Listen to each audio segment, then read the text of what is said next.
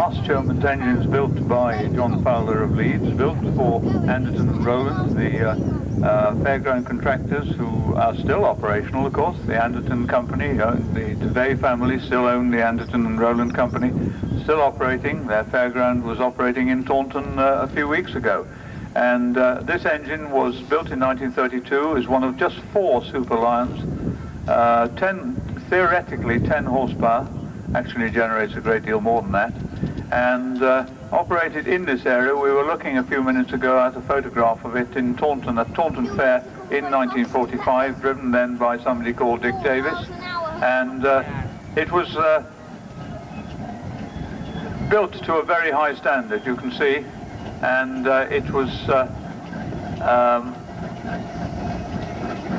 used by Andertons firstly on their scenic speedway and later on their Noah's Ark ride.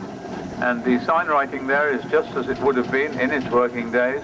Now owned by Arthur Thompson from Salisbury. Arthur, no stranger to our rally here. And Aveling and Porter of Rochester in Kent were one of the country's biggest producers of steamrollers.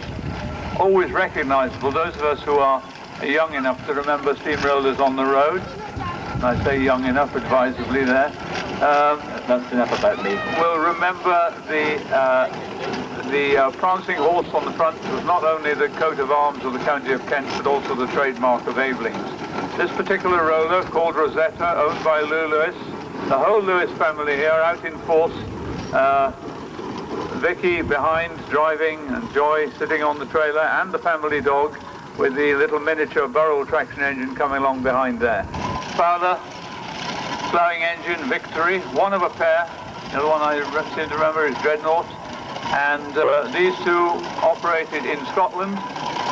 And like all ploughing engines, they have a winding drum under the boiler with a considerable length, about 150 meters or so, I think, of steel cable there. And the two ploughing engines would work in pairs. They would be planning to use it, but sadly that never happened, and then Ed Hewlett bought it, and well, it's great to see it back on the circuit again, because as I say, it's really a lovely engine. It's actually, I have to say, one of the first engines I was allowed to put my hand on the regulator and drive around a rally field. It has a twin, incidentally, down in Wellington. Cyril Thomas owns the engine with the next serial number to this one, and at the 1986 West Somerset built large numbers of steam wagons and later diesel lorries, diesel and petrol lorries. This one owned by Jim and Joan Cook from Shropshire, and they brought it down here. They're eventually again taking it down to the St Agnes Rally in a fortnight's time, where of course it'll be back on its old stamping ground, because it was one of 7 Foden steam wagons operated by the Red Ruth Brewery Company. So that's the 1920 Foden, followed by one of the great rivals, complete with water pistols as usual. Sentinel steam wagon.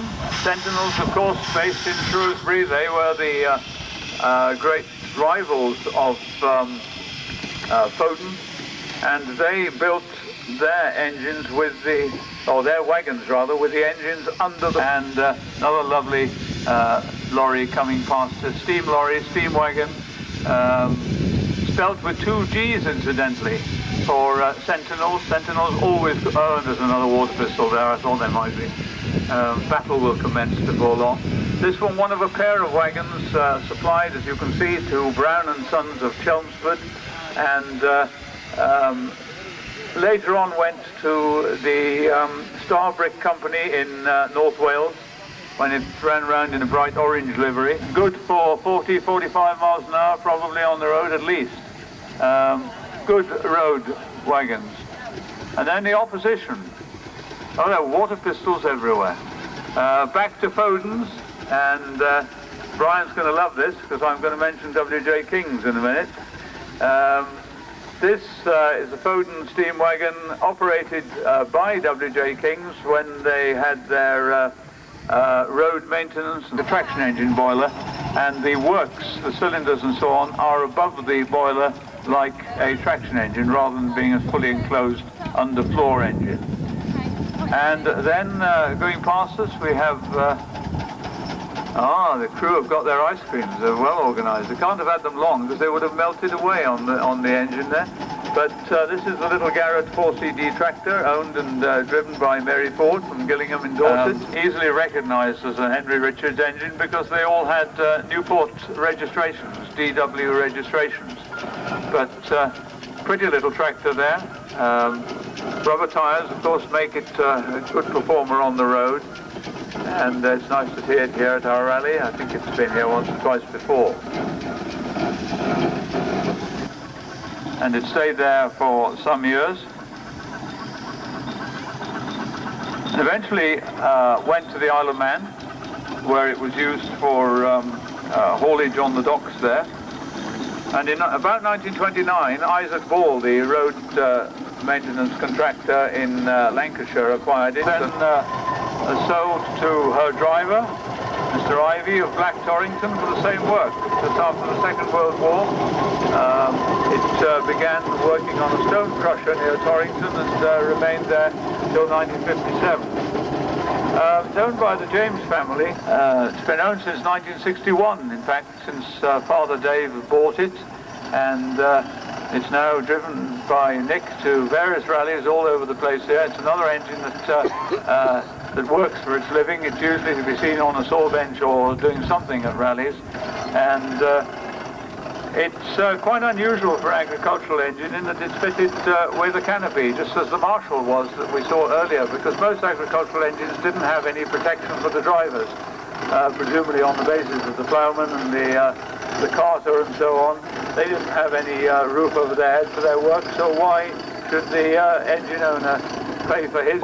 So you can actually change direction without stopping. Whether they can hear me and whether they can do a quick change of direction without stopping, I'm not sure. Is that Neil in there? It is. Neil Baker joining Kathy on there today as a change from his Aveling. There we're going to have a change of direction there. It has a wheel regulator on this for controlling the steam, and it's a little bit difficult to open and shut the regulator. But you did notice there beacon imps on the field. This one is actually owned by Andrew Semple, who is the chairman of the National Traction Engine Trust. Been looked after this summer by Andy Melrose and Richard Phillips, who's driving it there. And again, it's operated with the Gloucestershire County Council, originally with one of the local RDCs, Rural District Councils up there. And the DD on the front, incidentally, is actually the sort of fleet number, because Gloucester use letters rather than numbers for their vehicles or their engines. It also has the Gloucestershire, driven by Hannah Hawkins, or being steered by Hannah there. Owned by Martin Hawkins, been owned by Martin for many years. I can remember this one at the Camerton rallies back in the 70s, rushing around with a large skull and crossbones flag on the back. This one, as you can see, owned originally by, well, not originally, but owned at one stage by Somerset County Council, but owned originally by Langport RDC. And I will often say this in my commentaries, but this one, in fact, spent its early preservation days in Oxfordshire, then was driven down to Cornwall by the late Charles Gregory. He sold it on to the late Fred Britton. Fred passed away recently. Is that Olive Britton steering there? Back on the old engine, now owned by James Hodgson. Well, you haven't got long to go, John. Haven't got long to go, no. We'll live in hope. But good and lovely old engine, the Max there. All these owners are changing around. They're all changing around today just to confuse me. And this engine, this roller's got 3 ducts, owned by Frank Strace from Bristol. And this one was owned originally by the mechanical. Effectively, you had a road maintenance machine which was totally self-contained. And Frank's roller there is one of the few still left carrying its pumping gear. And then back to Aveling and Porter, and we have Ford Brothers, Aveling and Porter Road. And since preservation was owned by, initially by the late Arthur Field, who named it Fippany Queen. Fippany, I think, is an area of Oakford, Fitzpaine, where he lived. And Fippany Queen has been a feature of rallies for many, many years. Now owned by Mrs. Nora Field, driven there by Paul Griffin, and at the time I think Paul Sperry's Blushes was one of the youngest engine owners in the country, I think. So I suspect a lot of people suspected or feared for his sanity when they saw what he'd bought. It really was little more than a boiler, the remains of a boiler on two sets of wheels. The hind wheels were in fact Fowler wheels, and not long afterwards, luckily, discovered from Dan Shorey near Oxford that a Burrell, I would say. It doesn't, no, that's freelance, yes. It doesn't actually say what it is in the program. Owned by Charles Starr there, and it's a quarter full size, and well, one of the things about these small engines, of course, is how powerful they are for their size. And then number 10 coming up here.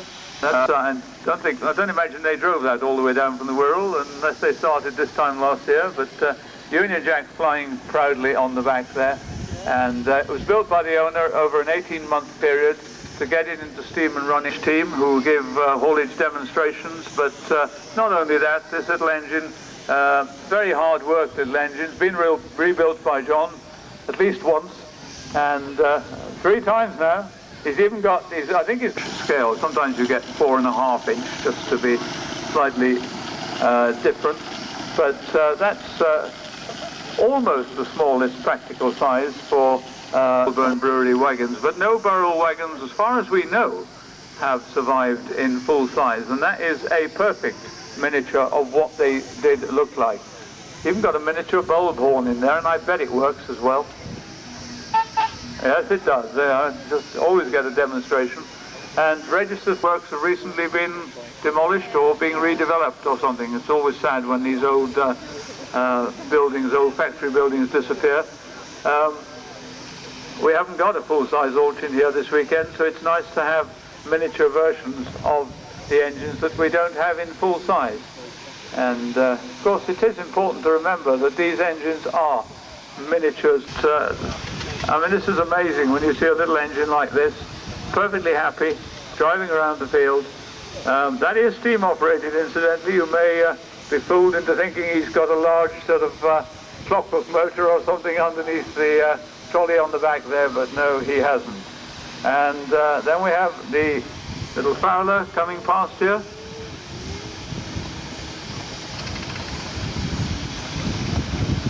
Fowler, of course, is, if you look at that, it's got exactly the same sort of styling, the features as the big ploughing engine we saw earlier on, and very similar to the others out there.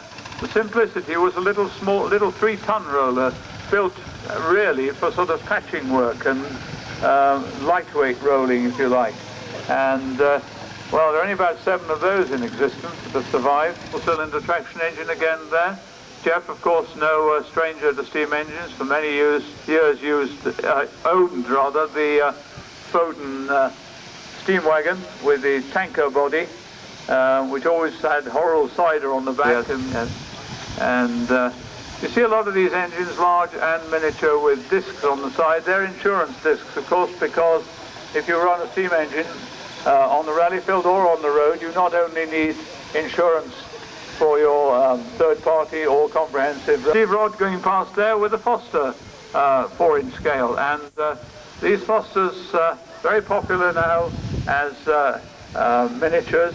And if you look at the smoke box ring on these Fosters, you'll see that a lot of them have got actually a First World War type tank, a very well-known engine on the rally circuit, which is Corn Maiden, owned by Brian Wilkins, who lives near Exeter, and John based this entirely on Corn Maiden, and the livery is exactly the same. And I have to say it, but he's actually wearing a Fowler overall today, which is normally owned by or worn by one of our Fowler owners.